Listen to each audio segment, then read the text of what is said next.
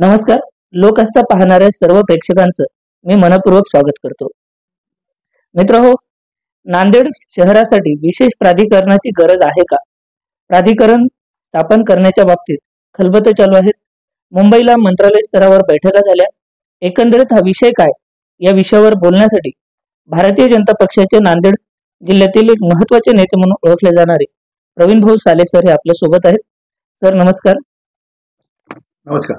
तर या विषयाबद्दल आपली पहिली प्रतिक्रिया. सर्वप्रथम मी तर आपल्या चॅनलचे आधी आभार व्यक्त करतो की तुम्ही मला याच्यावर मत प्रदर्शित करण्याची संधी दिली. पण प्राधिकरण म्हणजे आता अस्तित्वात असलेल्या महानगरपालिकेचा कारभार आपल्या आवाक्याबाहेर जात असेल तर तशा वेळेस एखाद्या प्राधिकरणाची गरज पडते. प्राधिकरण हा गोडच आणि गोड शब्द वाटला तर पुणे येथे निगडी असेल किंवा अन्य प्राधिकरणाची गरज पाहून जर कुणी त्याचा आग्रह धरत असेल तर ते व्यवहार्य भूमिका नाही, ती वस्तुस्थितीशी निगडीत भूमिका नाही. तेव्हा प्राधिकरण मला वाटते सध्याच्या परिस्थितीत गैरलाभ होत. पण एकंदरीत प्राधिकरणाचा विषय किंवा त्या समर्थित भूमिका बघणारे जे कोणी नेते किंवा सामान्य जनता, अभ्यासू लोक जे असतील, त्यांचा असा विषय आहे की असं म्हणणं आहे, प्राधिकरण झालं म्हणजे शहराच्या विकासाला गती मिळेल, शहर मेट्रो सिटीच्या दृष्टिकोनातून पावले उचलेल आणि शहराचा एकंदरीत विकास होण्याला गती मिळेल. शहराचा विस्तार होणे, शहराच्या लोकसंख्येत वाढ होणे, मालमत्तेच्या संख्येमध्ये वाढ आणि औद्योगिक क्षेत्र जर त्याला निगडीत असेल तर त्याच्या येणारं उत्पन्न आणि येणाऱ्या आर्थिक स्रोताच्या नियोजनाचा अभाव महापालिकेत दिसत असेल तर प्राधिकरणाची गरज आहे असं मला वाटतं. इथे महानगरपालिकेमध्ये आपण मुख्य अभियंताची देखील बांधकाम विभागातली पद तयार केलेलं आहे. म्हणजे पूर्ण एक बांधकाम विभाग तिथं अस्तित्वात आहे. तिथे विजेचा विभाग आहे, स्वच्छतेचा विभाग आहे. निधीची उपलब्धता विविध शीर्षकांतर्गत केंद्र आणि राज्य सरकार कशी करून देऊ शकतं याचा पाठपुरावा लोकप्रतिनिधींनी केला पाहिजे.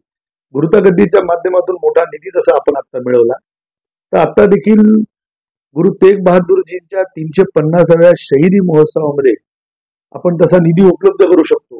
निधीचं नियोजन करण्यासाठी संबंधित महानगरपालिका सक्षम नसेल तर आपण प्राधिकरणाचा विचार केला पाहिजे. अन्यथा प्राधिकरणाची एक वेगळी व्यवस्था आणि महानगरपालिकेची वेगळी व्यवस्था यांच्यामध्ये संघर्ष होईल.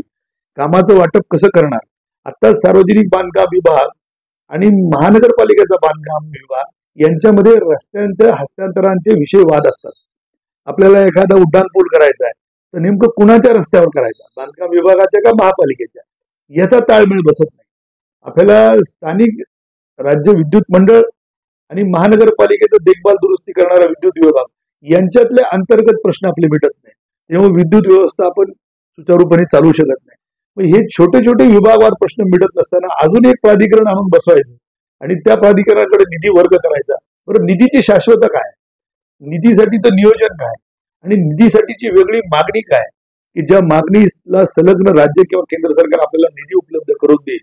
जसं आता कुंभ झाला प्रयागला किंवा जसं नाशिकला होतं, पण नांदेडला असं काय की ज्याच्यासाठी निधीची उपलब्धता आपल्याला सरकार करून देईल आणि त्याचं नियोजन महापालिका वेळेमध्ये करू शकणार नाही. म्हणून प्राधिकरणाची गरज आहे. ती पर्यायी व्यवस्था आहे. जसं आपल्या कुटुंबामध्ये एखादा मोठा सोहळा असला तर आपण कुटुंब ते सोहळा पार पडू शकणार नाही म्हणून काही लोक आपण बाहेरचे घेतो, ज्याला आपण केटरिंग असा शब्द वापरतो. थोडक्यात असं उदाहरण घेऊन बघा तुम्ही की आपली महापालिका सक्षम नसेल किंवा त्यांच्या आस्थापनावर तेवढे कर्मचारी नसतील तर आपण 1700-1800 कर्मचारी महानगरपालिका पोहोचतीये. आधीच वाघाळ्यासारख्या छोट्या नगर परिषदेला घेऊन आपण नांदेड वाघाळा महापालिका केली आहे. त्याच्या निधीचं नियोजन होत नाहीये, आस्थापनेचा खर्च भागवला जात नाही. अशा परिस्थितीत प्राधिकरण म्हणजे निश्चित अव्यवहार्य भूमिका असेल. त्यामुळे भारतीय जनता पार्टी ही वास्तववादी असल्यामुळे त्याच्याकडे आपण बघितलं पाहिजे आणि केवळ एक बैठक मंत्रालयात झाली म्हणून हा निर्णय होईल असं नाही. आदरणीय मुख्यमंत्री महोदय आहेत, आदरणीय उपमुख्यमंत्री महोदय आहेत, स्थानिक पातळीवर आदरणीय नेते अशोक चव्हाण साहेब आहेत, जे माजी मुख्यमंत्री आहेत, आमचे पालकमंत्री आदरणीय अतुलजी सावे आहेत, हे सांगोपांग सगळा विचार करतील आणि मला तरी वाटत नाही की महापालिकेच्या निवडणुकीपर्यंत आपण थांबलं पाहिजे. त्यानंतर महापालिका पूर्णपणे अस्तित्वात आली, नवीन सदस्यांचं गठन झालं की मग त्या पुढच्या विकास कामाचं नियोजन ते व्यवस्थिशीर पार पडतील असं मला विश्वास. सर, आपण म्हटलं की एखादा कुंभमेळा असेल किंवा एखादा मोठा कार्यक्रम असेल तशी किंवा शहराची रचना असेल त्या प्रसंगी तशा परिस्थितीत प्राधिकरण गरजेचं आहे किंवा त्या शहराचं एकंदरीत भौगोलिक विस्तारीकरण शहर कसं आहे या अनुषंगानं या सगळ्या गोष्टी त्यावर अवलंबून असतात. पण नांदेड हे तीर्थस्थळांपैकी शीख समाजाचा अत्यंत पवित्र आणि महत्वाचं मानलं जाणारं एक ठिकाण म्हणून ओळखलं जातो. भारतातलेच नाही तर जगभरातले अनेक भाविक मोठ्या आस्थेनं नांदेडला येत असतात. गुरुतागद्दीच्या काळात नांदेडला आलेला खूप मोठ्या प्रमाणावरचा विकास निधी, नांदेडमध्ये झालेले विकास कामं, हे तर आहेच हा एक भाग. प्राधिकरणाच्या बाजूने सकारात्मक गोष्टी, महानगरपालिकेच्या वतीनं 2007 मध्ये लाल परीचं नियोजन केलं होतं, पण ते महापालिकेला जमलं नाही. महापालिकेचं परिवहन विभाग व्यवस्थित ते सांभाळू शकलं नाही, म्हणून खाजगी व्यवस्थापनाकडे त्याची जिम्मेदारी दिली. पण तरी सुद्धा ते परिवहन बंद करण्यात आलं. महानगरपालिकेच्या बसेस चालू शकल्या नाहीत. प्राधिकरण झालं म्हणजे बसेस चालतील. झोपडपट्टी पुनर्वसन, झोपडपट्टींचं पूर्णपणे निर्मूलन 100% करता येईल आणि म्हाडाच्या योजना, म्हाडाची घरं शहरात आणता येईल. असे अनेक विषय प्राधिकरण आल्यावर सुटतील. त्यामुळं वाद होईल हा तर भाग आहेत. जसं आपण म्हणताय पीडब्ल्यूडीचे कामं आणि महापालिका, या तर गोष्टी होत असतील, पण अशाही काही सकारात्मक या सगळ्या बाबीचा विचार करता एकंदरीत प्राधिकरण आपल्याला महत्वाचं वाटत नाही का? निश्चितच आहे. पण जसं केंद्र आणि राज्य सरकारच्या योजना जर आपण पाहिल्या तर प्रधानमंत्री आवास योजना आहे. त्याच्यामुळे झोपडपट्टीचं निर्मूलन करण्याचा महत्वाकांक्षी प्रकल्प केंद्र सरकार राबवत आहे. गेल्या 11 वर्षामध्ये 25 कोटी लोकांना दारिद्र्य रेषेच्या वर काढून, मग त्यांच्या दारिद्र्य रेषेच्या वर आले म्हणजे काय झालं, त्यांना निवास दिलं, आरोग्य दिलं, पाणी दिलं, शिक्षा दिली. या सगळ्या सुविधा पुरवण्याचा प्रयत्न करत आहे. आणि महानगरपालिका ही जर त्याची नोडल एजन्सी असेल केंद्र आणि राज्य सरकारची, तर प्राधिकरणासाठी जो तुम्ही आता विचार करताय तर त्यासाठीचा निधी कुठून आणणार? मग झोपडपट्टी निर्मूलनासाठी तो वेगळा निधी प्राधिकरणाला मिळतो का? तर नाही, तो राज्य सरकारच देतं. केंद्र सरकार आपला वाटा देतं, मग ते महापालिकेलाही देऊ शकतात. महापालिकेकडे असताना एवढा मोठा विभाग असताना नवीन प्राधिकरण आपल्या डोक्यावर घेणं हे किती व्यवहार्य आहे? जेव्हा महापालिकेचं अस्तित्व निर्माण होईल, सदस्य संख्या निवडून येईल आणि ते सदस्य एखाद्या सर्वसाधारण सभेत निर्णय करून निधीची मागणी करतील, आणि त्यानंतर केंद्र आणि राज्य सरकार निधीचा पुरवठा करेल, तेव्हा ते नियोजन करतील. गुरुता गद्दीचं पूर्ण नियोजन हे महानगरपालिकेने केलं आणि तसे सक्षम अधिकारी त्यावेळेस होते. आदरणीय मोपलवार साहेब होते, आदरणीय म्हैसेकर साहेब होते आणि अनेक विभागाचे मोठे मोठे अधिकारी होते. मी कुणाच्या नावाचा उल्लेख केला नाही म्हणून नाही, अनेक लोकांनी केला, अनेक राजकीय नेते होते. मग सगळ्यांनी एवढा मोठा निधी आला. त्याच्यामधून गोदावरी नदीवरती आपण 7-8 पूल केले, शहरात उड्डाण पूल केला, हिंगोली गेट सारखा. ड्रेनेजची भूमिगत गटार लाईन आपल्यासाठी महत्वाकांक्षी प्रकल्प होता, ते केलं. 36 पाण्याच्या टाक्या त्यातनं करून पाण्याचं म्हणजे नियोजन आपण पूर्णपणे प्रत्येक घरापर्यंत कसं जाईल ते केलं. तेव्हा प्राधिकरण कुठं होतं? मग प्राधिकरण असलंच पाहिजे हा आग्रह असता कामा नये. ते व्यवहार्य आहे का ते अनिवार्य आहे याचा विचार करून सरकारने बस व्यवस्थेची तुमची जो काळजी आहे त्याची निश्चित मलाही काळजी आहे. सर्वसामान्य माणसाला बसचा प्रवास सुकर आहे, स्वस्त आहे, ती महापालिका चालवू शकते. आणि महापालिकेचा बस चालवण्याचा विभाग आस्थापनातला आणि प्राधिकरणातला याच्यातला फरक काय असेल? देखभाल दुरुस्ती त्यांनाही करावं लागणार, बसेसची मेंटेनन्सची, ड्रायव्हर आणि कंडक्टरचा वाहकाचा त्यांना पगार करावा लागणार, ते महापालिकेला करावं लागणार. मग आस्थापनेत असा काही ड्रास्टिक चेंज होणार नाही की जे प्राधिकरण झाल्यामुळेच होईल. तुम्ही परिवहनचा हा विषय निगडीशी किंवा पुण्याशी संबंधित धरत असाल तर तिथे जो प्रवासाचा अंतर आहे ते 100 किलोमीटर पोहोचलाय.